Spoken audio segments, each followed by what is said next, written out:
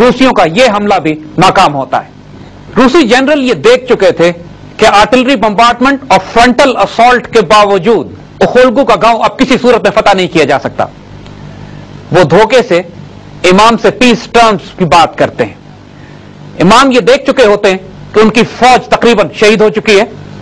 कई हजार मुहाजिरीन जो पनाह लेकर ओखोल्गू के गांव में आते हैं उनमें अक्सरियत शहीद हो चुकी। सिर्फ कई सौ औरतें, बच्चे और बूढ़े जो शदीद जख्मी हालत में होते हैं और भूख और प्यास के बायस उनमें मजीद अब मुकाबला करने या जिंदा रहने की ताब भी नहीं होती, वही बाकी रह चुके होते हैं। इस सूरत में इमाम मजबूर होकर फैसला करते हैं कि रूसियों के साथ शराइत तय कर ली जाए और शराइत तय करने की जमानत के तौर पर अपना बेटा रवाना किया जाता है, जो 10 साल का नौजवान बेटा रूसियों के कब्जे में देते हैं और रूसी ये वादा करते हैं कि जब ये बेटा इनके पास आएगा तो उसके बाद बाकी कबीले को अमान दे दी जाएगी। लेकिन अपने मुआहदे की खिलाफ वर्जी करते हुए इस बच्चे को रूसी पीटर्सबर्ग की तरफ रवाना करते हैं और फौरन ही दोबारा बम्बार्डमेंट शुरू हो जाती है। ये बच्चा जो इमाम शामिल का रूसी वरगला के अगवा करके रूस ले गए थे, कई बरस बाद इमाम हासिल करते हैं। वो भी इस तरह कि उन्होंने जॉर्जिया के कुछ शहजादों को अगवा किया और उनके बदले अपने इस बेटे को वापस रैंसम किया। लेकिन रूसियों ने मुस्तकबिल की तैयारी में इस नौजवान पर इतना काम किया कि इसको रूसी फौज में लेफ्टिनेंट बना दिया। और जब ये बच्चा दोबारा यरगमाली से रिहा होकर इमाम के पास आता है तो इमाम के लिए एक गैर फर्द होता है।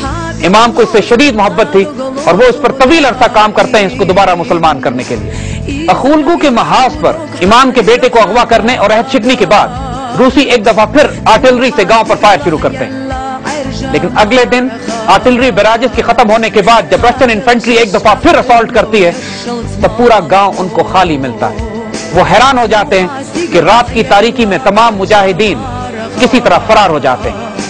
रूसी जनरल बाद में रिपोर्ट करते हैं कि हमें उस गांव की खाइयों में, गारों में सिर्फ 900 जख्मी औरतें, बच्चे और बूढ़े मिलते हैं और उनका हाल भी यह होता है कि कोई एक भी गिरफ्तारी देने पर तैयार नहीं होता।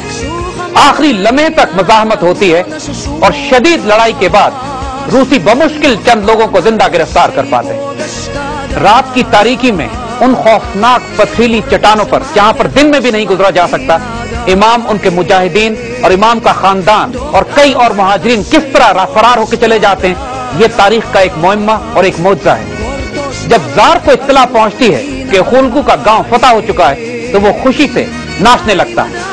रूसियों को यकीन हो चला था कि अब इमाम और उनके तमाम साथी खत्म हो गए और तहरीक मज़ाहमत को दागिस्तान में खत्म किया जा सकता है।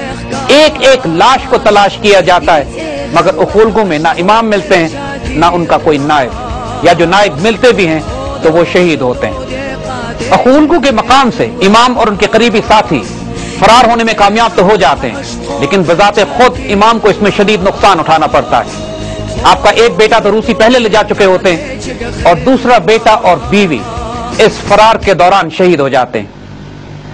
मुजाहिदीन को शदीद नुकसान पहुंचता है लेकिन चंद ही सालों में रीग्रुप करके एक दफा फिर दागिस्तान और चेचनिया पे मुजाहिदीन के स्याह झंडे लहराने लगते हैं। 1840 तक इमाम एक दफा फिर तहरीक मज़ाहमत को पूरी तरह ऑर्गेनाइज कर लेते हैं। पूरे दागिस्तान और चेचनिया में बैक वक्त सैकड़ों छापामार हमले हर वक्त जारी रहते हैं और हजारों रूसी फौजी मुजाहिदीन के ताक़ुब में जो जंगलों में दाखिल होते हैं उनको बाहर निकलना नसीब नहीं होता। मुजाहिदीन की फौज किसी एक रूसी पोस्ट पर हमला करती और उसके बाद बिजली की तेजी से गायब हो जाती और 24 घंटे बाद 50 मील दूर किसी और पोस्ट पर हमला हो रहा होता था। तारीखदान लिखते हैं कि दुनिया की तारीख में कभी किसी फौज ने उन पहाड़ी इलाकों में इतनी तेज हरकत नहीं की जितनी इमाम शामिल के मुजाहिदीन और गुरिल्ला दस्ते किया करते थे। रूसियों ने तंग आकर अपने सबसे बड़े जनरल वॉनस्टॉफ को 10,000 ट्रूप्स के साथ इमाम के मरकज दार्गो पर कब्जा करने के लिए रवाना किया। दार्गो से पहले एक 10 मील का फासला जंगलात में से गुजरता था। रूसी फौज पूरे एतमाद, ओवर कॉन्फिडेंट और इमाम की ताकत का सही अंदाजा नहीं कर सकी और जंगल में दाखिल हो गई।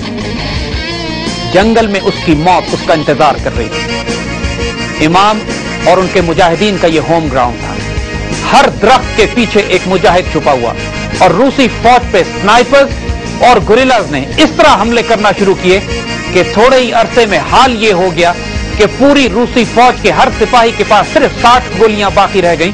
جنرل وانسٹاف اتنا دہشت زدہ ہوا کہ اس نے اپنے آپ کو سٹیل کے ایک ڈبے میں بند کر لیا اور پوری فوج بری طرح سے پہاڑوں اور پتھروں کے پیچھے بکھر کر رہ گئی. اسی وقت بارش شروع ہو گئی اور رائفلیں اور مسکٹس بھی استعمال کے قابل نہیں رہے. اس ڈیسپریٹ سچویشن میں اس بری طرح روسیوں کا قتل عام ہو رہا تھا کہ مجبور ہو کے ان کو ایک سپاہی پیچھے نکالنا پڑا اور گروزی سے مدد کی درخواست کرنی پڑی.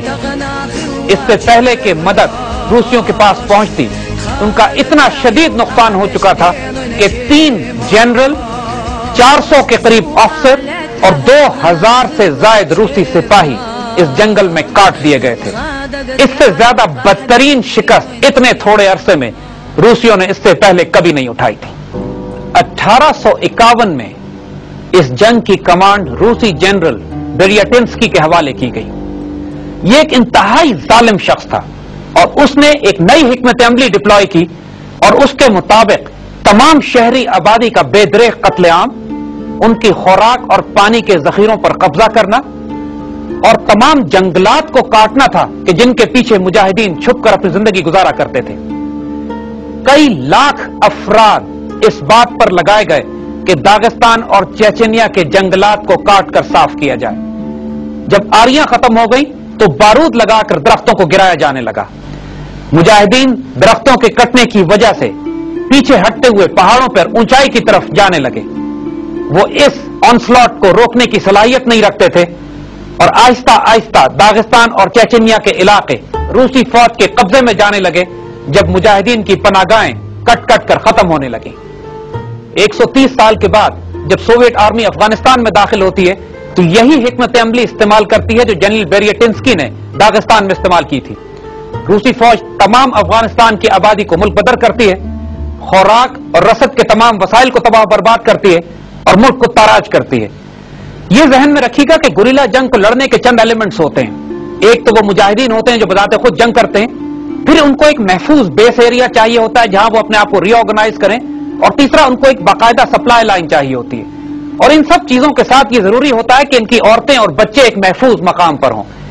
اس صورتحال میں گوریلا جنگ بہت اچھی طرح لڑی جا سکتی ہے. افغانستان میں یہ تمام ایڈوانٹیجز مجاہدین کو تھے روسیوں کے خلاف. مہاجرین ہجرت کر کے افغانستان کو خالی کر گئے، لہذا عورتوں اور بچوں کے مرنے کا کوئی خوف نہیں تھا.